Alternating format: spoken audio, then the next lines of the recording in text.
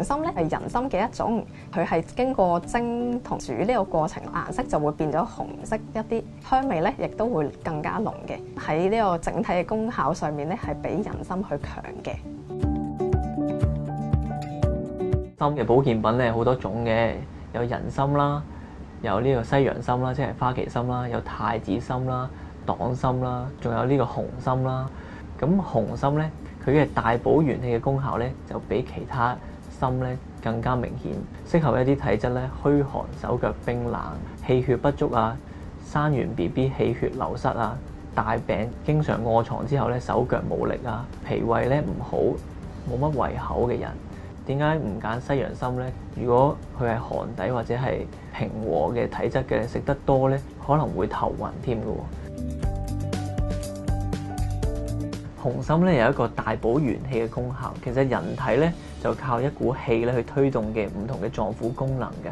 咁氣咧對人嚟講咧就好似一個手機需要叉電一樣，如果啲電唔夠咧，佢嘅肝心脾肺腎嘅功能咧就會受到影響啦。紅參咧就主要有一個補肺同埋健脾嘅功效。咁肺同咩有關咧？即係譬如你講嘢冇氣冇力嘅，咁你食咗紅參咧就會聲線咧比較嘹亮噶啦。如果你有鼻敏感啊、氣管敏感、哮喘啊、容易氣促啊、氣管炎啊、慢阻肺病啊、食煙咳啊，咁呢啲都屬於咧係肺氣不足、肺氣虛嘅範疇嚟嘅。咁所以咧食咗紅參咧，咁呢啲症狀咧都會得以改善嘅。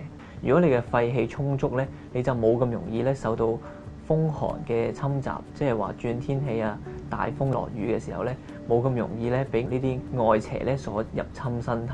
咁脾係同咩有關呢？就脾主肌肉，意思即係話咧脾胃健運咧，佢就可以好有效將嗰啲食物嘅營養咧運去肌肉嗰度。所以咧，如果你脾虛咧，你就會少肌肉。少肌肉嘅人咧，一係就好瘦，一係就好肥。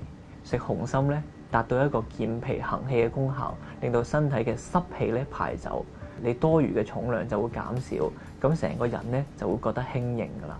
咁你就會覺得精神，就會手腳咧冇咁冰冷啦。呢啲都係一個好快會感覺得到嘅。另外呢一啲咧脾胃唔運化咧，佢就會唔想食嘢啦。